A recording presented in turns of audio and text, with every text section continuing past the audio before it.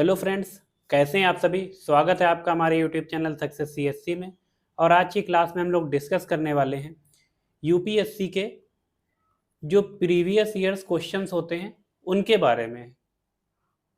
Previous years questions हम लोग आखिर क्यों पढ़ते हैं। देखिए, प्रीवियस ईयर क्वेश्चंस हम लोग इसलिए जानना चाहते हैं, इससे हमें पता चलता है कि यूपीएससी का पेपर का जो भी सेट करता है उसका पैटर्न क्या होगा, किन पार्ट से क्या क्वेश्चंस पूछे जा रहे हैं, कौन से पार्ट्स हमारे लिए ज़्यादा महत्वपूर्ण हैं, कौन से पार्ट्स ऐसे हैं जो हमारे लिए उतने महत्वपूर्ण नहीं हो जाते हैं प्रीलिम्स की परीक्षा की दृष्टि से। इन सभी चीज़ों का अगर अध्ययन करना होगा तो हमें मुख्यतः ये जानना जरूरी हो जाता है कि पिछली जो भी परीक्षाएं हुई हैं उसमें से यूपीएससी ने मतलब जो भी सिलेबस है या जो भी जो है आपके सिलेबस में टॉपिक्स हैं, जैसे आज हम लोग कला और संस्कृति या फिर आर्ट एंड कल्चर को ले रहे हैं, तो इसी को देख लीजिएगा। मतलब किस प्रकार के क्वेश्चन और किन भागों से यूपीएससी आपसे अपेक्षा करता है कि इन भागों को आप बहुत बेहतर तरीके से पढ़िए, क्योंकि उससे यूपीएससी लगातार आपसे क्वेश्चन पूछता रहता है। तो आज हम लोग क्लास में यूपीएससी 2022 का जो प्री हुआ था उसमें आर्ट एंड कल्चर में कितने क्वेश्चंस पूछे गए थे, और इससे ये भी आपको पता लग जाएगा कि जो है मतलब जैसे आप जानते हैं प्रीलिम्स में कई सारे टॉपिक्स होते हैं, जैसे हिस्ट्री हो गया, ज्योग्राफी हो गया, पॉलिटी हो गया, इकोनॉमी हो गया, साइंस एंड टेक हो गया, उसके अलावा आप देखते हैं इन्वायरमेंट इकोलॉजी हो गया, और उसके अलावा शेष करंट अफेयर्स आता है। तो करंट अफेयर्स में बहुत सारी चीज़ें हो जाती है, जो समकालीन घटनाएं होती हैं उनके बारे में पूछा जाता है। तो हिस्ट्री में भी बिकॉज बहुत सारी चीज़ें होती हैं, जैसे हम लोग देखते हैं इसमें आर्ट एंड कल्चर हो जाता है, एंशिएंट एंड मेडुअल हो जाता है, और उसके अलावा आप देखते हैं मॉडर्न हो गया और पोस्ट मॉडर्न हो गया। ज्योग्राफी आप देखते हैं वर्ल्ड देखते हैं, वर्ल्ड ज्योग्राफी हो गया, और इंडियन ज्योग्राफी देखते हैं। पॉलिटी में आप जो भी होता है पूरा पॉलिटी एंड कॉन्स्टिट्यूशन देखते हैं। इकोनॉमी जो हमारी आर्थिक और सामाजिक क्षेत्रों से जुड़ी हुई जो भी महत्वपूर्ण पहलुओं होते हैं उनको हम लोग देखते हैं इकोनॉमी में, जैसे एजुकेशन हो गया, एग्रीकल्चर हो गया, हेल्थ हो गया, ये सभी इकोनॉमी का ही पार्ट होते हैं। आगे देखते हैं हम लोग साइंस एंड टेक, यानी कि एग्जाम हमसे ये अपेक्षा करता है यूपीएससी कि जो भी हमारे सामान्य जीवन में होने वाली जो भी वैज्ञानिक जो भी शोध हो रहे हैं, हमारे यहाँ कोई नवाचार हो रहा है या कोई भी प्रगति हो रही वैज्ञानिक, इन सभी बातों पे हमें क्या हो एक मतलब सामान्य अध्ययन की मांग करता है। उसके अलावा आता है इन्वायरमेंट एंड इकोलॉजी। तो पर्यावरण भी हमारे मतलब जो भी प्रीलिम्स होता है इसमें एक महत्वपूर्ण वेटेज रखता है। अभी आप जानते हैं कि पर्यावरण से लगभग 10 से 15 क्वेश्चन हर साल आप प्रीलिम्स में देखते हैं। उसके अलावा करंट अफेयर्स होता है। तो करंट अफेयर्स क्या होता है, डायनामिक होता है, कभी इससे काफी ज्यादा क्वेश्चन पूछे जाते हैं, कभी उतने ज्यादा क्वेश्चंस नहीं पूछे जाते। जैसे 2016 का पेपर आप देखेंगे तो करंट का वेटेज बहुत ज्यादा था। तो आज की क्लास में हम लोग कला और संस्कृति यूपीएससी 2022 है उससे संबंधित प्रश्नों को देखेंगे कि प्रीलिम्स में कैसे क्वेश्चन पूछे गए थे। जैसे क्वेश्चन 1 देखिए, जिसमें ये पूछा गया था निम्नलिखित युग्मों में से युग्मों पर विचार करना है। मतलब जो भी आपको नीचे पेयर्स दिए गए हैं उनके बारे में हम लोगों को विचार करना है। जैसे इसमें पूछा गया था कि अशोक के प्रमुख शिलालेखों के स्थान दिए गए थे, और दूसरी जगह आपको दिया गया था वह स्थान जिस राज्य में स्थित है। मुख्यतः ये कहा जा रहा है अशोक के शिलालेख कहाँ पर स्थित वो स्थान दिया गया है और किस राज्य से संबंधित है। इसमें 4 आपको ऑप्शन दिए गए थे, जिसमें था कि 4 पेयर दिए गए थे, जैसे धौली उड़ीसा आपको उसमें सामने दिया गया था, क्या ये सही है? एरीगुड़ी आंध्र प्रदेश, जागौड़ मध्य प्रदेश और कालसी कर्नाटक। तो ऐसे आपको 4 जो है मतलब पेयर्स दिए गए थे, उसमें से ये देखना था कि कौन से ऐसे पेयर्स हैं जो सही हैं, मतलब कितने पेयर्स। तो इसमें ऑप्शन थे केवल 1 युग्म, दूसरा था केवल 2 युग्म, तीसरा था केवल 3 युग्म और चौथा था सभी चारों युग्म। देखिए देख लेते हैं, धौली कहाँ पर पड़ता है? उड़ीसा में पड़ता है, सही है। दूसरा है आंध्र प्रदेश एड़ुगुड़ी, ये भी आंध्र प्रदेश, सही है। तीसरा है जागौड़, देखिए ये वाला ऑप्शन गलत है, क्योंकि जो है जागौड़ में नहीं है, उड़ीसा में पड़ता है। उड़ीसा का आप जानते हैं जो कलिंग वाला जो शिलालेख होता है उसी को जागौड़ शिलालेख भी कहते हैं। आगे देखते हैं कालसी। कालसी कर्नाटक में नहीं पड़ता है, ये उत्तराखंड और हिमाचल प्रदेश के बॉर्डर में पड़ता है, यानी मुख्यतः ये उत्तराखंड में राज्य में ही पड़ता है। तो इस हिसाब से इसमें 2 युग्म सही हो जाते हैं। जब आप अशोक के शिलालेखों के बारे में पढ़ेंगे तो तब आपको जो है इससे संबंधित आपको देखने को मिलेगा। तो चलिए इसकी व्याख्या देख लेते हैं। देखिए धौली कहाँ पर पड़ता है, व्याख्या इसका ऑप्शन बी सही था। तो बी में हमने देखा कौन सा, केवल 2 युग्म। तो धौली उड़ीसा का एक महत्वपूर्ण प्रारंभिक ऐतिहासिक केंद्र है। ठीक है, यह एक पुरातात्विक अवशेषों ने इसकी प्राचीनता का पता कब पता चला? 3री शताब्दी ईसा पूर्व, विशेष रूप से अशोक के समय में इसे लगाया गया था। यानी 3rd शताब्दी जो बीसी थी, बिफोर क्राइस्ट, उस समय जो है अशोक ने इसको स्थापित किया था। तो पहला हमारा ये सही हो जाता है कि धौली उड़ीसा में है। दूसरा हम लोग देखते हैं, यानी हमसे पूछा गया है कि एरागुड़ी का अभिलेख कहाँ है। तो देखिए आंध्र प्रदेश के कुर्नूल जिले में जो है एरागुड़ी के पास जो है अशोक का रॉक एडिट साइट अवस्थित है, यानी ये भी हमारा सही हो जाता है। तीसरा अगर हम बात करें जैसे अशोक के शिलालेख की बात करी जाए तो अशोक ने 269 ईसी से लेकर जो है 231 ईसा पूर्व तक जो है इन शिलालेखों को स्थापित किया है, जिसमें वृहद शिलालेख के साथ साथ जो है छोटे शिलालेख भी अवस्थित थे। मुख्यतः अशोक ने यह शिलालेख क्यों लगवाए थे?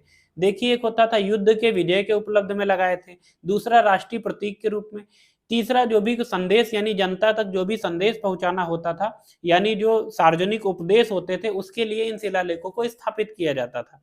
जैसे युद्ध के विजय के रूप में आप कलिंग का जो है जो शिलालेख देखते हैं, जागौड़ का शिलालेख हो गया।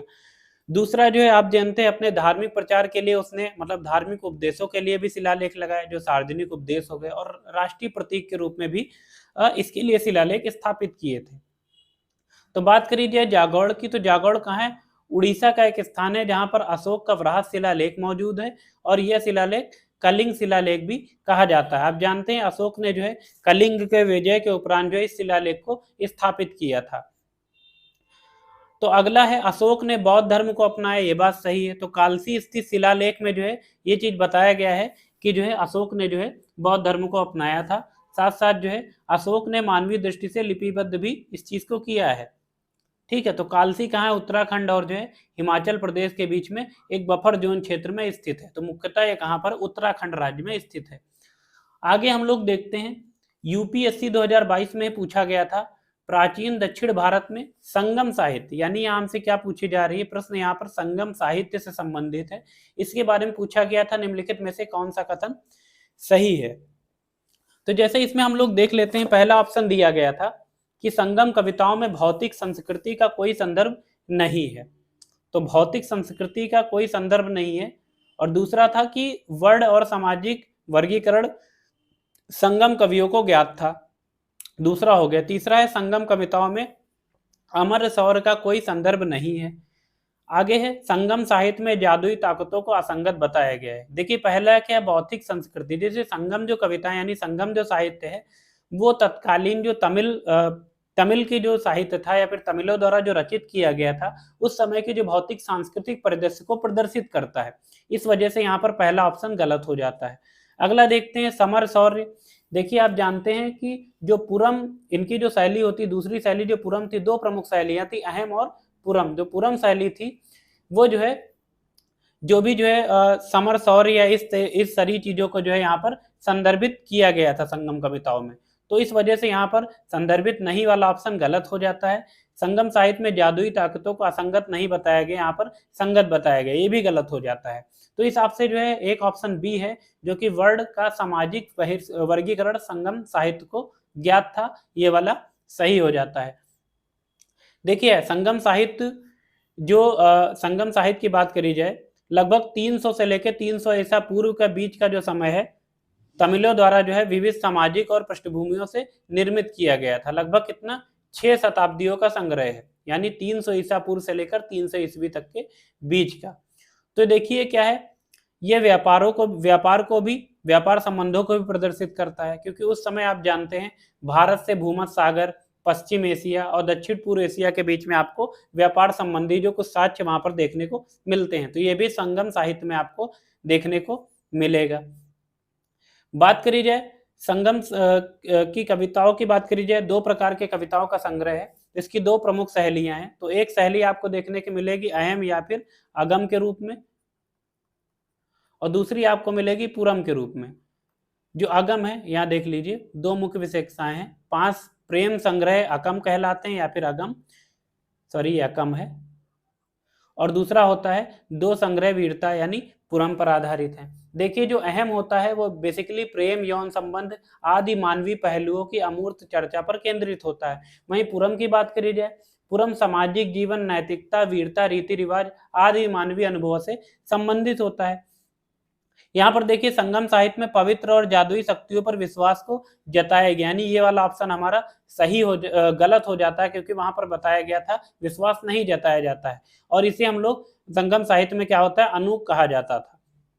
साथ साथ देखेंगे लगभग 600 वर्षों की लंबी अवधि में विभिन्न समय बिंदुओं पर रचित विभिन्न स्तरों पर क्या होता है, यहाँ पर जो है राजकुमार हो गए, सरदार हो गए, किसान हो गए, व्यापारी हो गए, कुम्हार, लुहार, बढ़ई, ब्राह्मण, जैन बौद्ध द्वारा लिखित कविताओं में विषम सामाजिक समूह से संबंधित है, यानी यहाँ पर वर्ण का सामाजिक वर्गीकरण ज्ञात था। ये सब क्या है, वर्ण का सामाजिक वर्गीकरण को प्रदर्शित करती है, इस वजह से यहाँ पर जो है दूसरा ऑप्शन सही हो जाता है।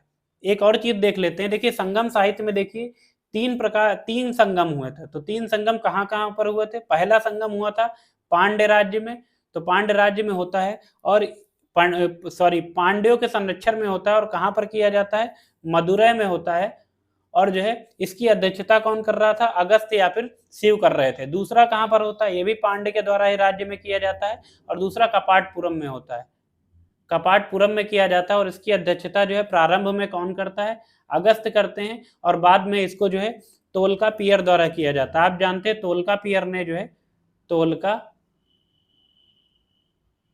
आपने सुना होगा, इन्होंने तोलकापियम की रचना की है। तोलकापियम जो आप जानते हैं क्या है, तमिल व्याकरण के रूप में भी जाना जाता है। इसमें 2000 कविताओं का संकलन भी आपको देखने को मिलता है। जो तीसरा जो है संगम हुआ था वो पांड्य द्वारा ही किया गया था, और इसमें जो आप जानते हैं ये भी कहां पर हुआ था, मदुरै में हुआ था, यानी पहला और तीसरा मदुरै में हुआ था, और इसकी अध्यक्षता किसने की थी, नक्कीरर ने की थी। ठीक है, तो आगे हम लोग देख लेते हैं किसके कार्यकाल में योग वशिष्ठ का निजामुद्दीन पानीपति द्वारा फारसी में अनुवाद किया गया है। योग वशिष्ठ है, उसका किसके कार्यकाल में निजामुद्दीन पानीपति द्वारा फारसी में अनुवाद किया गया। तो इसमें अकबर, हुमायूं, शाहजहां और औरंगजेब हैं। देखिए इसका सही आंसर क्या है, अकबर हो जाता है। तो देखिए भारतीय उपमहाद्वीप में एक विशिष्ट ऐतिहासिक काल के दौरान क्या होता है, मुस्लिम और हिंदू बुद्धिजीवियों ने सहअस्तित्व और संवाद पर एक दूसरे के साथ निकटवर्ती उपस्थिति को समझा।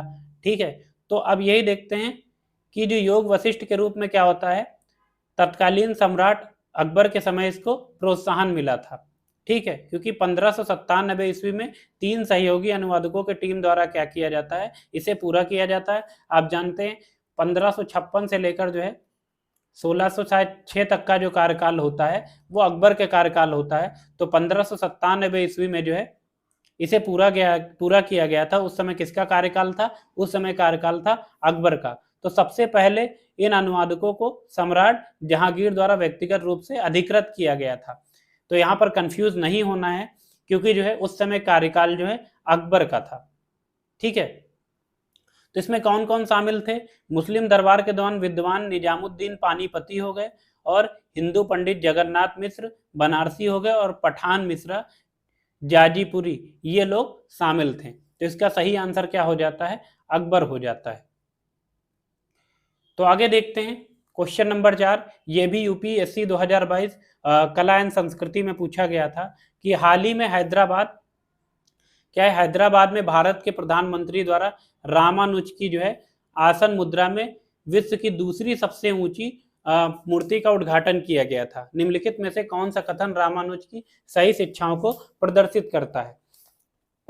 तो अभी देखिए पिछले साल क्या होता है कि प्रधानमंत्री क्या करते हैं, रामानुज की जो है एक मूर्ति को हैदराबाद में जो है स्थापित करते हैं आसन मुद्रा में। उसी से संबंधित यानी कि यह जो प्रश्न है, यह प्रश्न जो है हमारी जो करंट में घटना जो हुई थी उसी के आलोक में जो है पूछा गया था। यानी आपसे कोई ऐसी करंट में घटना हुई हो जो कि जो है कला और संस्कृति से जुड़ रही हो, तो वो भी पार्ट हमारे लिए महत्वपूर्ण हो जाता है। जैसे हाल ही में आप जानते हैं कि यूनेस्को ने जो है 3 भारतीय शहरों को जो है अस्थायी यूनेस्को की जो सूची है उसमें शामिल किया गया है। ऐसे भारत के 52 अस्थायी जो है जो भी साइट्स हैं उनको जो है यूनेस्को की सूची में शामिल किया जा चुका है। उसमें क्या है, मोढेरा का जो सूर्य मंदिर है उसको भी शामिल किया गया है। तो इस हिसाब से जो है ये जो साइट्स होती हैं हमारे लिए इंपॉर्टेंट हो जाती हैं। चलिए अपने क्वेश्चंस पे आते हैं। तो इसमें पूछा गया था निम्नलिखित कथनों में से कौन सा एक कथन रामानुज की शिक्षाओं पर सही रूप से निरूपित होता है। तो देखिए रामानुज की शिक्षाओं पर ये क्वेश्चन पूछ लिया गया। तो इसमें क्या है, पहला ऑप्शन दिया गया था मोक्ष प्राप्ति का सर्वोत्तम साधन कौन है, इन्होंने बोला भक्ति है। दूसरा ऑप्शन दिया था वेद शाश्वत हैं और आत्म प्रतिष्ठित हैं और पूर्णतया प्रामाणिक हैं। तीसरा है तर्क संगत युक्तियां सर्वोच्च आनंद के मौलिक माध्यम थे। ध्यान के माध्यम से मोक्ष प्राप्त किया जा सकता है। देखिए इसमें से कई ऑप्शन आप छांट भी सकते हैं और उनको बाहर कर सकते हैं, तो इससे आप मतलब आसानी से इसका उत्तर दे सकते हैं। और बेसिकली जब भी आप रामानुज या फिर जो भी भक्ति संत हैं उनको अगर आपने अच्छे से पढ़ा होगा तो एक ही बार में आप इसका उत्तर दे सकते हैं। देखिए रामानुज ने क्या किया था, मोक्ष प्राप्ति का सर्वोत्तम साधन इन्होंने भक्ति बताया था, क्योंकि मुख्यतः ये आप जानते हैं जो भक्ति आंदोलन था उसी से संबंधित था। और मोक्ष प्राप्ति का सर्वोत्तम साधन कौन सा बताया था, भक्ति कर्म ज्ञान। तो इन्होंने ये बताया था कर्म ज्ञान और भक्ति होती है वो मोक्ष प्राप्ति का साधन होते हैं। देखिए क्या यहाँ पर ध्यान की बात करी जाए, ध्यान से आप शांति पा सकते हैं, ध्यान से आप शांति पा सकते हैं, हालांकि मोक्ष नहीं पा सकते हैं। ठीक है, तो इसको हम लोग देख लेते हैं। तो सबसे पहले हम लोग रामानुज के बारे में जान लेते हैं। तो रामानुज का जन्म की बात करी जाए 1160 में इनका जन्म होता है, 1060 में, और 1118 ईस्वी में इनकी मृत्यु हो जाती है। ठीक है, तो यानी इनके 11वीं शताब्दी में तमिलनाडु में इनका जन्म हुआ था और मृत्यु 1118 ईस्वी में हो जाती है। और ये जो विष्णु भक्त थे, अलवार संतों से प्रभावित थे, यानी ये कैसे थे, इनका नेचर था ये वैष्णव संत थे। तो वैष्णव संत थे, तो इनके अनुसार मोक्ष प्राप्त करने का उपाय विष्णु में अनन्य भक्ति का भाव रखना। तो इनके अनुसार जैसे इन्होंने क्या किया था, विशिष्टा द्वैतवाद का सिद्धांत दिया था। इसके अनुसार इन्होंने बोला कि ज्ञान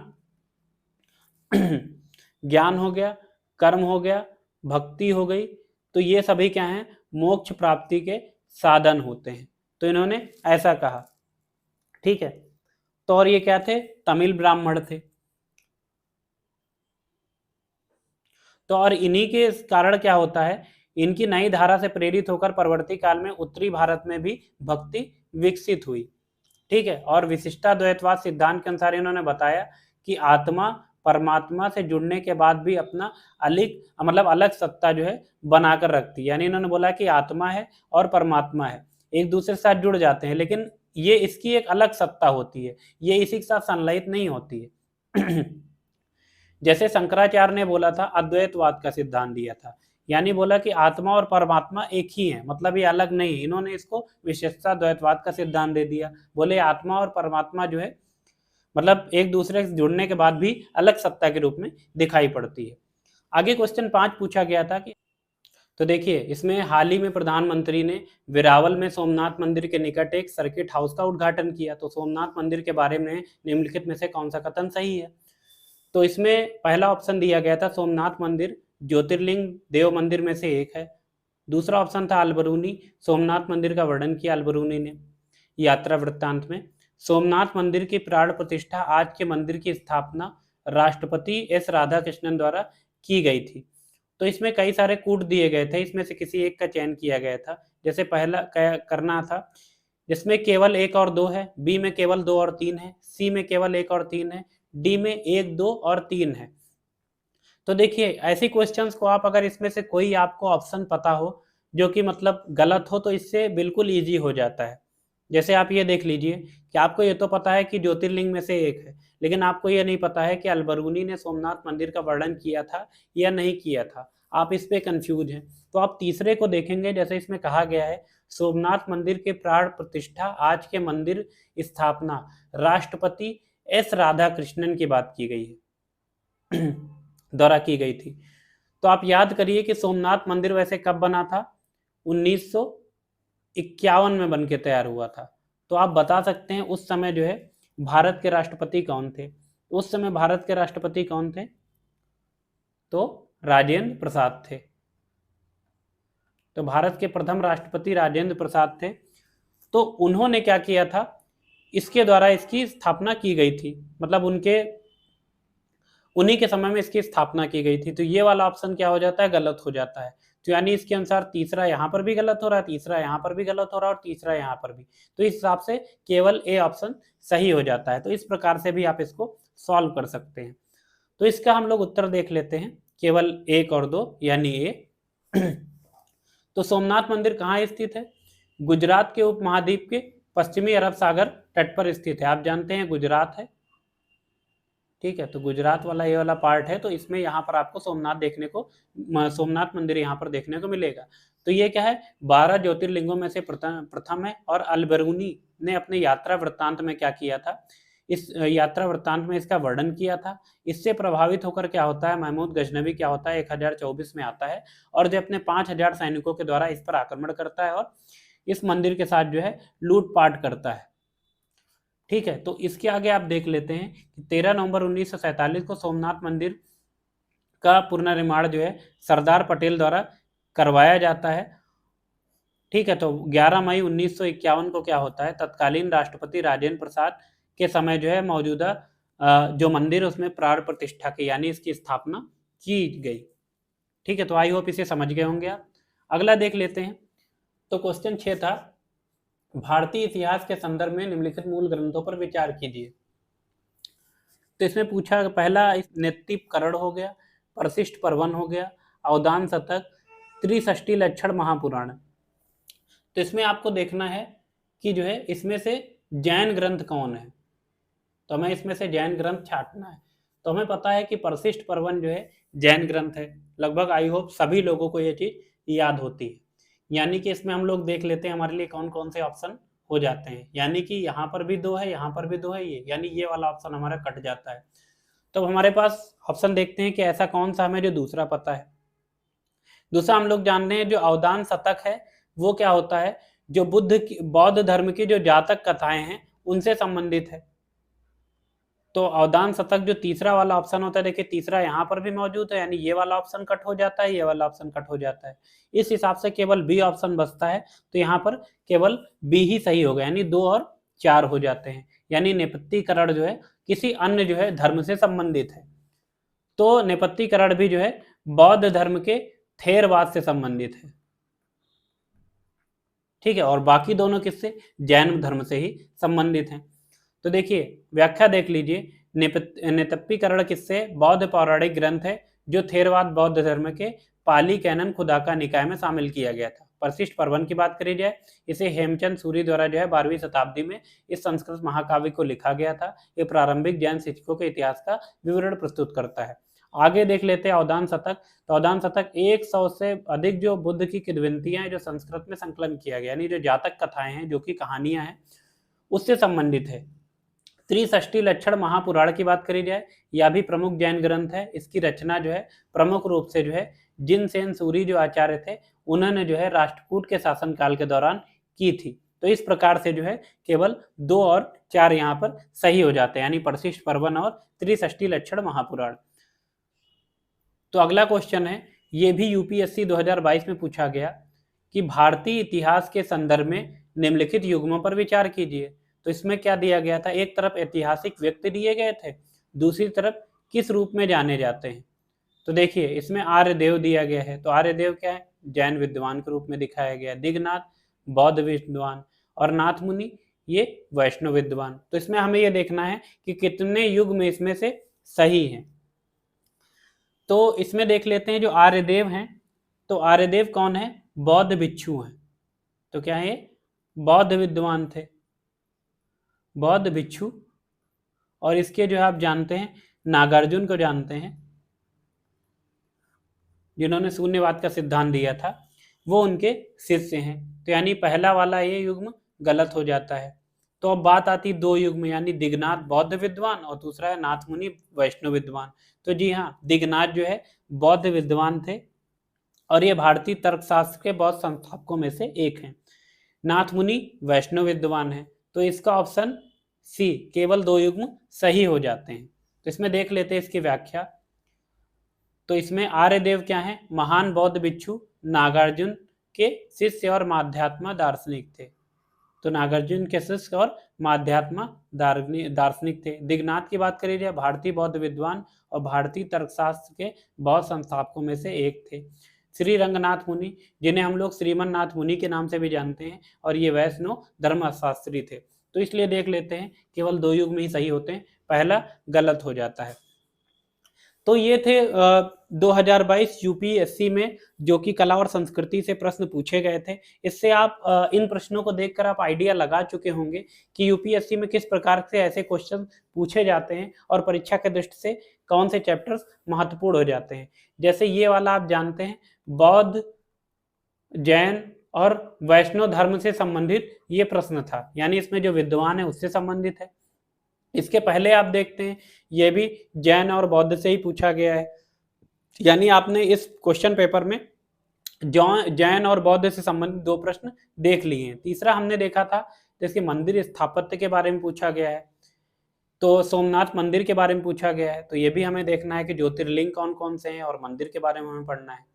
उसके पहले भी जैसे रामानुज, तो आप जानते हैं भक्ति संत थे रामानुज, उनके बारे में यानी भक्ति आंदोलन या फिर भक्ति काल जो भी था उसके बारे में भी हम लोग को पढ़ना है।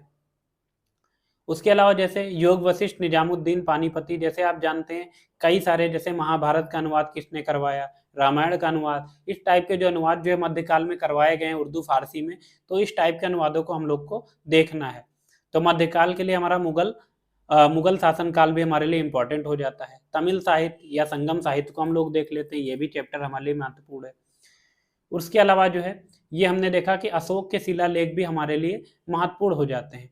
तो ये थे कुछ प्रश्न जो पिछली परीक्षा यानी यूपीएससी 2022 में प्री में पूछे गए थे।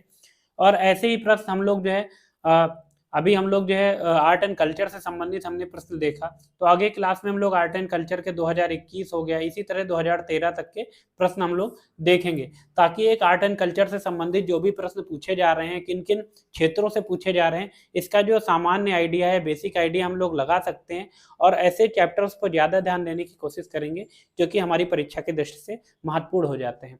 तो आज के लिए इतना ही। अगर हमारी क्लास आपको पसंद आई हो तो प्लीज़ हमारे चैनल को लाइक और सब्सक्राइब जरूर करें। Thank you.